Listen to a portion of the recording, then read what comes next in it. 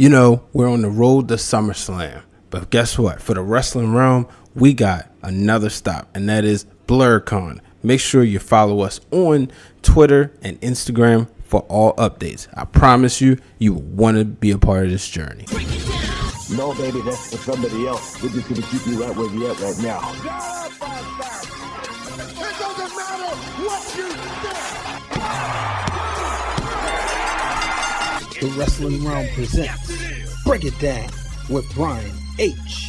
Hello, ladies and gentlemen. Welcome to this episode of Break It Down with Brian H., a special show, an Extreme Rules post show. The pay-per-view was long enough, but I said, guess what? I'm not sleepy, so why not sit down, hit to the studio, and let's talk some wrestling. So, I'm going to start off with, this pay-per-view was much better than I thought.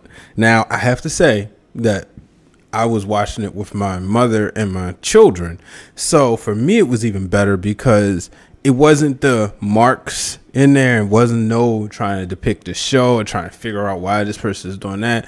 I did spend a couple of matches explaining to my mother the storyline. For those who do not know, haven't heard my story, she's the one who got me into professional wrestling from the jump, because when she was pregnant, simply, every time Vince McMahon came on, I started kicking. So after I was born, my grandfather, my father, my uncle, they was watching it, and then my mother, by then, she was hooked and she was watching it. So guess what?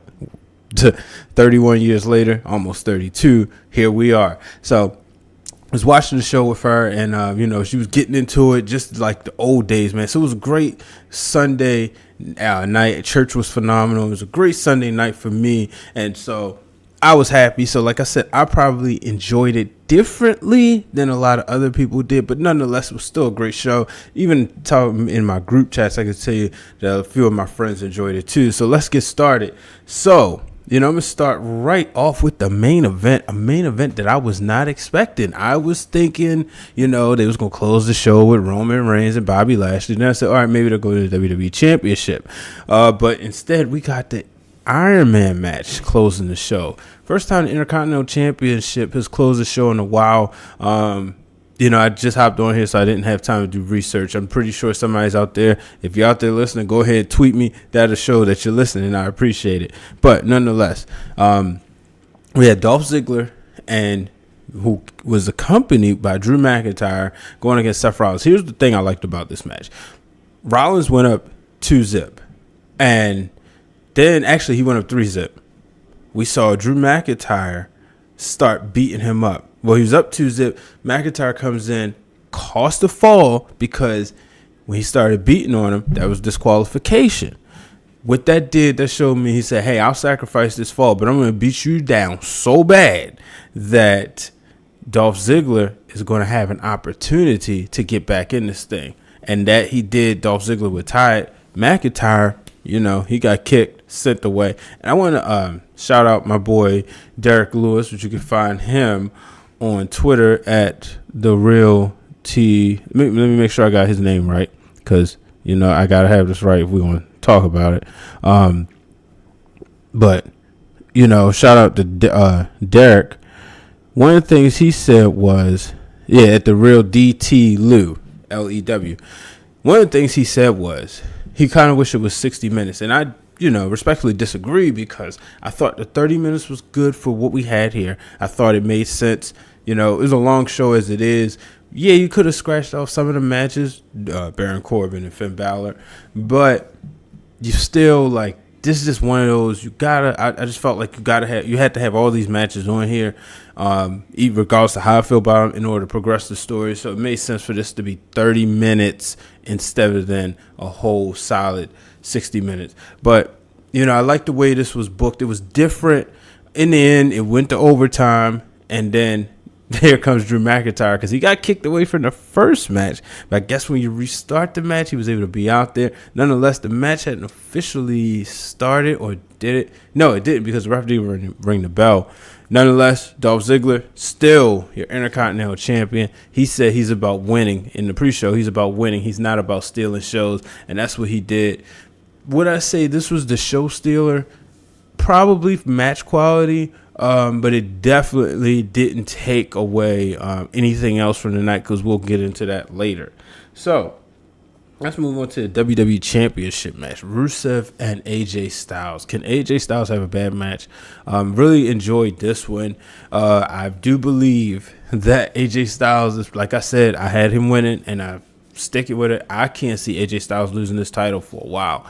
If I'm booking, there's a guy who had a whole lot of people surrounded by him or behind him in a movement, the Yes Movement. I reactivate the Yes Movement, and that is my WrestleMania 35 main event. It's a special, you could say a milestone version, because it's the divisible of 5.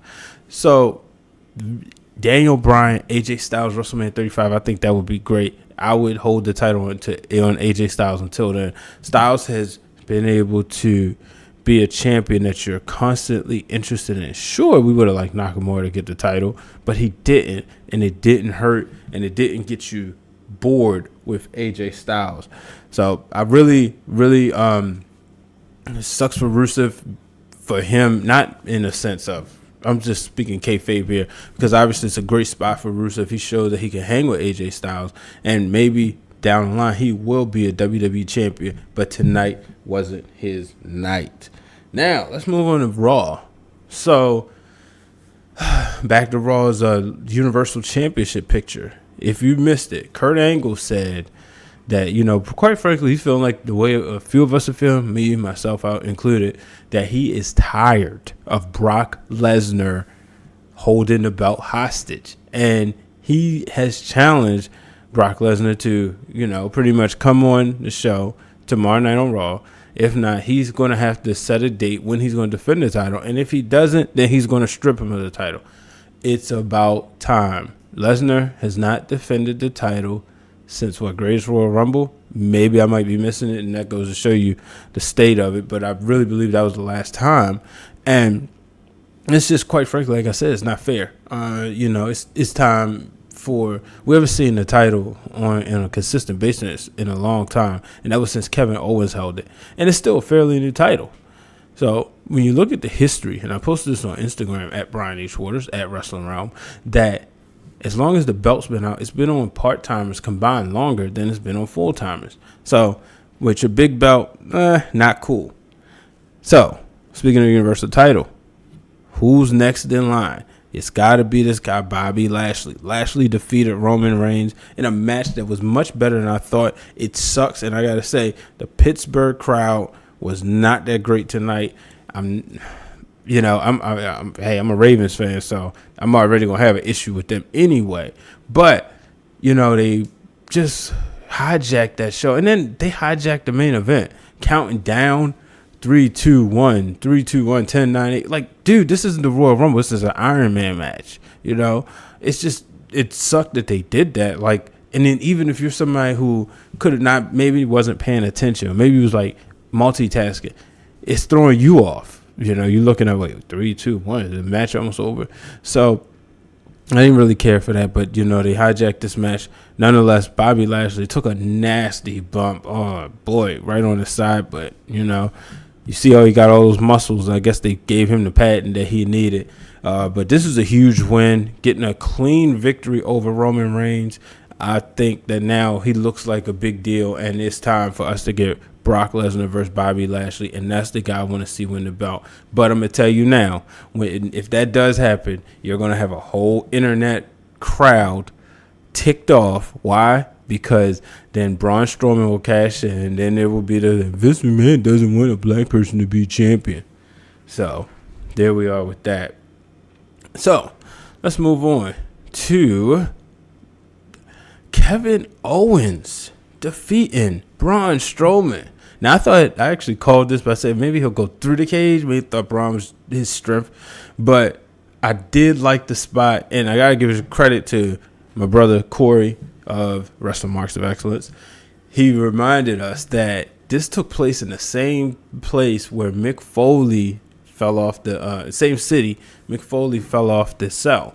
We saw Kevin Owens, literally get tossed. And let me just paint this picture. I'm sitting there watching this with my mother and my kids. Now, my mother doesn't really watch wrestling no more, so she's really calling who she's rooting for off the fly. She didn't really like how Braun Strowman was beating up Kevin Owens and wasn't trying to pin him or escape. So she's like, he just tossed playing him around. So when Kevin Owens handcuffed Braun Strowman to the ropes, then she rooting for Kevin Owens. I'm like, wait, you do know he's the bad guy, quote unquote.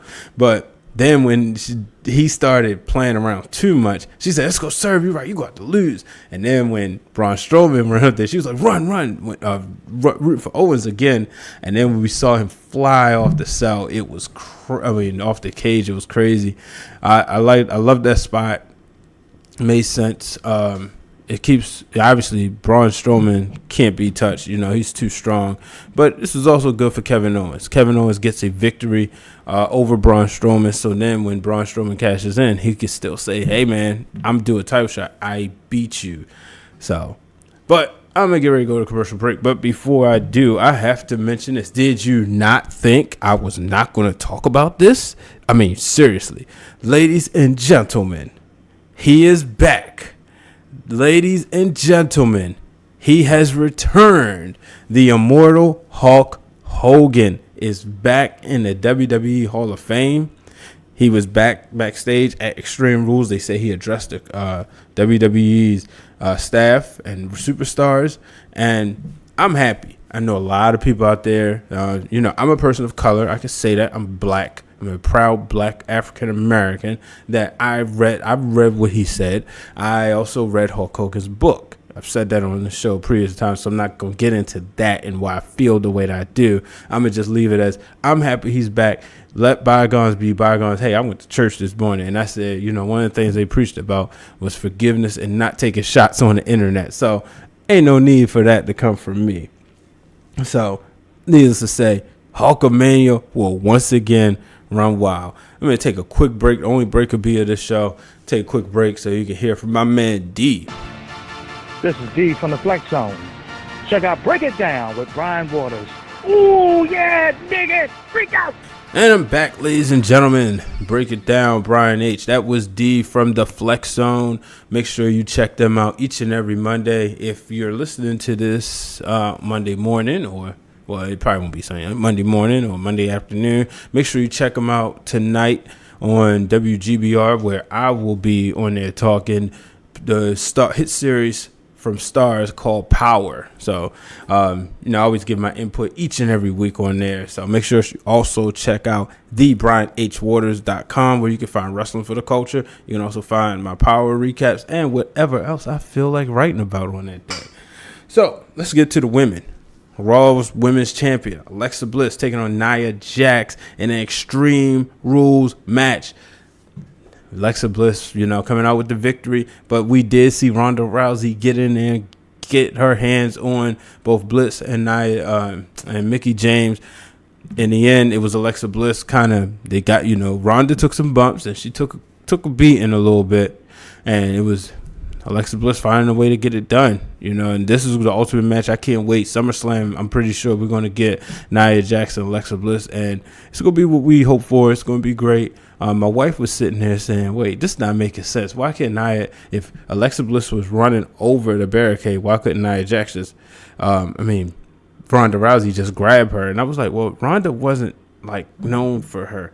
She was known more for her submission, not really like her superhuman strength.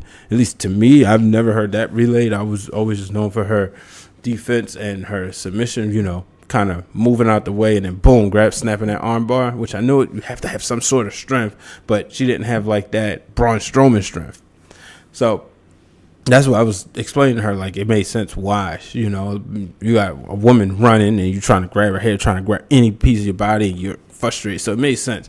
But nonetheless, I love how this match ended. Obviously the weapons were being used, and Alexa Bliss, at the end of the day, like I always said, it's always that by her carrying less body weight, she's going to have more endurance, and that's what she did, and she was able to retain her women's championship. Now let's move on to SmackDown. Carmella, she beat Asuka twice. So as she reminded us, if you didn't catch out the post show from WWE, I'll let you know. She won the Money in the Bank twice. She beat Charlotte Flair twice. And now she has officially beat Asuka twice. It doesn't matter how she did it. She did it. She is money. So Carmella goes out there.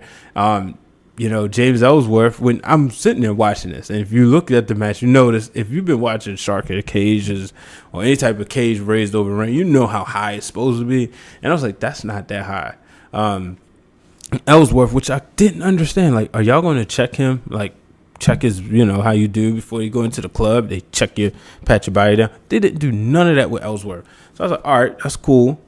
Anyway, he's throwing weapons and Carmella's getting caught.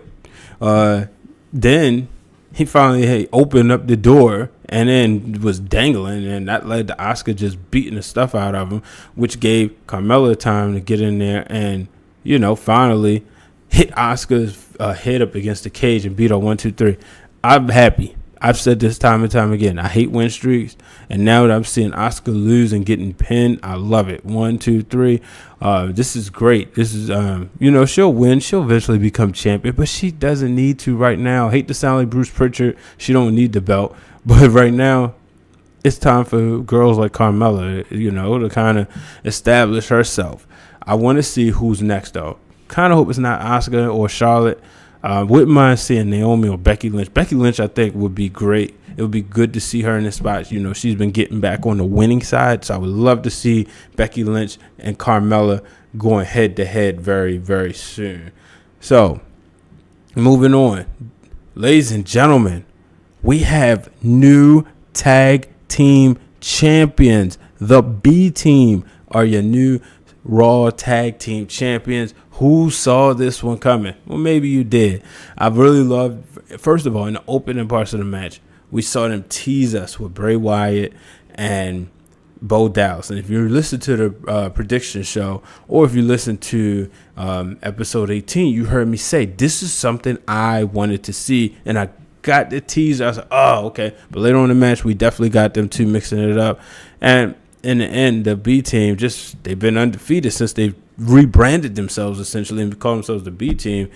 So I want to see how far they go. If you didn't see the post show, make sure you check that out, because these guys look like they are going to be partying too. And if there's anything in Pittsburgh that you like to do and you're near them, make sure you this ain't live, so hopefully you hung out with them, because I'm telling you, they look like they was ready to buy a couple bars tonight.